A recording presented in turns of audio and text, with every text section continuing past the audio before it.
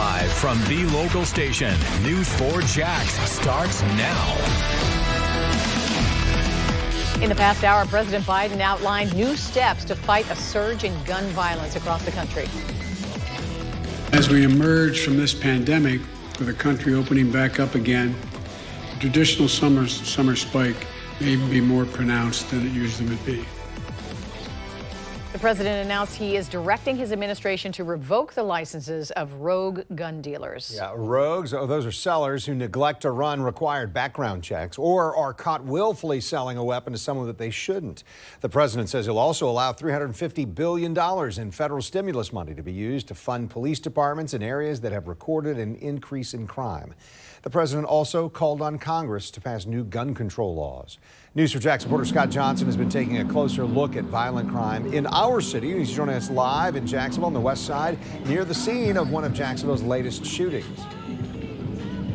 Kent, the president's statements about unregistered guns and illegal guns kind of touches on this latest shooting. So someone drove off Jamie's Road here last night into this fire station looking for help. A couple people had been shot. But the interesting thing is when police arrive, they won't tell them anything about who shot them, where they were shot. Kind of a mystery, and brings up this issue of gun violence and guns in the hands of people who should not have them.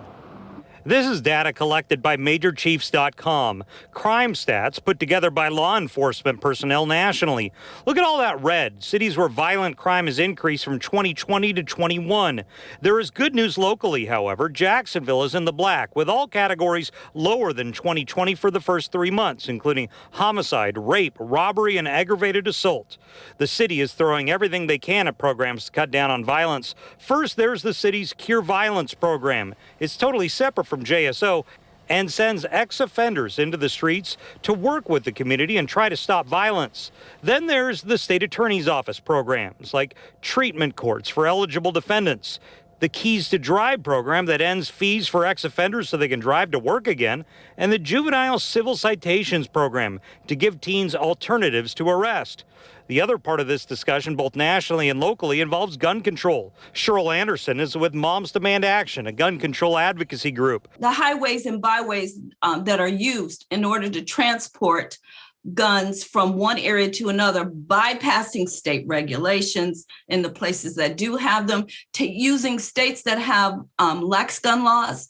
President Biden could get pushback on any restrictive gun control legislation from Republicans. Cord Bird is a state representative and gun rights attorney. 8.4 million new gun owners. The majority of those were women and Black Americans. Law-abiding citizens, when they see the government unwilling to defend them, are going to find a way to defend themselves. And we are hearing on the Republican side now out of Washington. I just got in the last few minutes a statement from Congressman John Rutherford, former sheriff of Jacksonville, says if we want to address the rise in violent crime, we need to aggressively prosecute criminals, support law enforcement, and protect Second Amendment rights. So that's kind of the rhetoric you were hearing from the Republican side of the aisle on this very important issue. We are live on the west side. Scott Johnson, Channel 4, the local station.